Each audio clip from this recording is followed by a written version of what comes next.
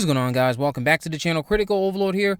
We're going to be talking about Buffy the Vampire Slayer in this video here today. Going to be going over that upcoming revival sequel series that we know is coming to us sometime in the near future.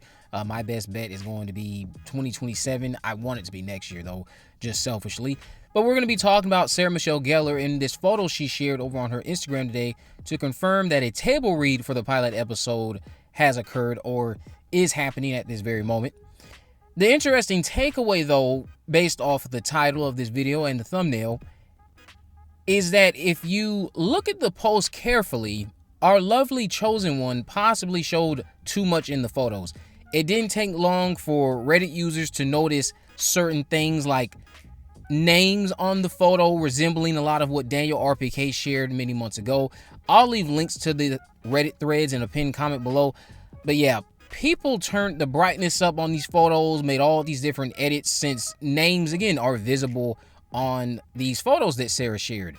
The names some notice upon these photo edits that they are able to make out include Buffy and Summers, somebody named Poppy, Gracie, which should sound familiar, Hugo, which should sound familiar, Mr. Burke, which again should sound familiar if you've been following the coverage of rumors and all of these things going into this sequel series. And I also thought I saw Abe on this list too. The Buffy and Summers part is significant because on the sheet of characters, and Summers, or Ann at least, is in quotations. It looks like it's in quotations. The rumor that I shared a while back is that Buffy is living in New York. She's working in claims, obviously for an insurance company, and goes by Ann again. But I don't know why she adopted that name again. The last time she did that, we know, was at the end of season 2 after she had to send Angel into that hell dimension to stop Akafla from swallowing the world. Daniel RPK then echoed this talks of her working for an insurance company with a Patreon post a week or so later, sometime after I initially made my post. So please trust, this stuff that's coming out isn't being pulled from thin air. And with many of you from Reddit noticing the names are identical to the names we heard once before, it's time to just accept that a lovely talent like Sarah Michelle Gellar, or anyone for that matter, isn't going to confirm stuff that shouldn't necessarily be online. I love Sarah Michelle Gellar. She's like one of 2 celebrities I'd love to meet. Well, I want to meet Hayden Panettiere as well. The other one being Denzel. But come on, guys. Of course she's going to say XYZ is fake because we aren't supposed to know about it yet. The cracks in what she was saying started showing when Ryan Kara Armstrong's dad revealed that Nova is actually Nina, doing exactly what I told you guys is what happens. These character names tend to be placeholders and it stays the same, and then you get the actual real name with the same first initial. But Nina and Nova have very similar descriptions. So again, they are one and the same as far as I'm concerned. It's not that the characters are fake, but the names, again, can be placeholders for the real thing. And if you went to the theater recently, you were able to see what I meant when I said Sarah Michelle Gellar had a big surprise coming up that should hopefully let you see that she isn't going to always tell us everything. We are the audience waiting to be fed, and we aren't supposed to know certain things about the menu all the time. She understands that. She knows that better than I do. Now, thanks to this image, I realize a few people are ready to give up on this show, but this show is much easier to digest if you accept that it's not going to be Joss Whedon's style 100%. Whatever style it is can work if it is able to appeal to a wide audience.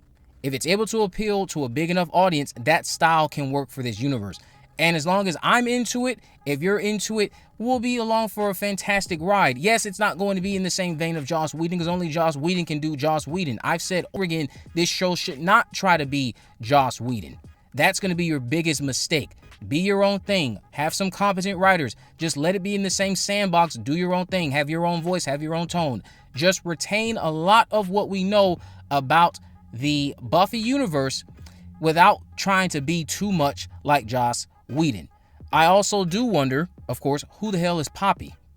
Has Nina been given another name, or is Poppy simply a gag for the table read in acknowledgement of Nina? Gracie and Hugo, you probably remember, were supposed to be making up the new Scooby Gang with Nina's character as the Slayer. Abe is supposed to be Nina's dad. Mr. Burke is a librarian who becomes a vampire. And let's not forget the rumored Mr. Boyd I've talked about, who is wanting students to volunteer for a blood drive at the school. And he doesn't like this activist character named Luna because he thinks she's too woke. His words, not mine. Boyd is supposed to be a vampire or something demonic for sure. But until further, that or Boyd has a second Gem of Amara on him somehow, because it seems like he is a vampire and he is navigating the school in broad daylight. Only thing I can think of that would make that possible would be you have another Gem of Amara, or, again, they're introducing a Daywalker, which, correct me if I'm wrong, we never got a Daywalker anywhere in the shows. Not on Buffy or Angel while they were on air. I don't think we ever got an introduction of a Daywalker. But I really want this show to be good because Sarah hasn't been a part of a lot of projects I've liked recently, except for Do Revenge and the surprise she gave us over the weekend. I enjoyed both of those. I hope she has a lot of fun with this show. I pray it is well written, not too heavy-handed, because while the original show had a message and relevant commentary, can never deny that, and in hindsight, it was woke, it was not heavy-handed. That is what a lot of people fail to articulate these days, because when they say woke, a lot of them do come off like you have something against certain types of people, and nobody wants to hear about that. If you really think like that, you're immediately going to be dismissed. But if all you're getting at is you just don't want heavy-handed lecturing-based writing, I understand that. I completely understand where you're coming from, because the original show was not like that. Do not lean on Buffy as a crutch. Let Nina, Nova, Poppy, whoever, shine on their own. While it is going to be nice to see Buffy Summers and catch up with her, you have made it a point that this is not the Buffy Summers show all over again. So I expect to get a well-developed character in Nina, Nova, Poppy again, whatever their names ends up being. I expect to get a well-written character who is our next generation Slayer, and I expect to be able to attach myself to them, find them likable, relate to what they have going on, and want to see them succeed in the fight against evil. Write them and focus on their friend group. Do not introduce them, throw them to the sidelines, and then suddenly turn this into the Buffy and Friends show. Do not do that. Not out of the gates. Do not give me something that is not what you told me it would be. I'm all for catching up with Buffy, but I'd rather you first tackle these new Slayers first, especially after what transpired in Chosen. It just feels right. If you can find a way for Buffy to be important to the story for many seasons to come, then keep Buffy around. But I don't even think Buffy needs to stick around for all of these seasons. I don't even think Sarah Michelle Gellar wants to stick around for all of these seasons. I think Sarah Michelle Gellar wants to be able to usher in this new generation and be able to bow out and come back when it's necessary. And I think that's how it should be. If you cannot make this work without Buffy Summers, then I think the show is dead on arrival. That's just the God honest truth. If you do not care about anybody when Buffy's not there, they've done a terrible job. I think we can all agree on that. But you guys let me know what you think about this down in the comment section below. If you haven't already, of course, make sure you subscribe. Turn on post notifications right near this video. In the description, I have links to all my social media accounts. I'm on Facebook, Twitter, and Instagram. You can message me there. So let me know if there are any movies, news, or reviews you'd like me to cover in the future. And with all that in mind, guys, I will see you in the next video.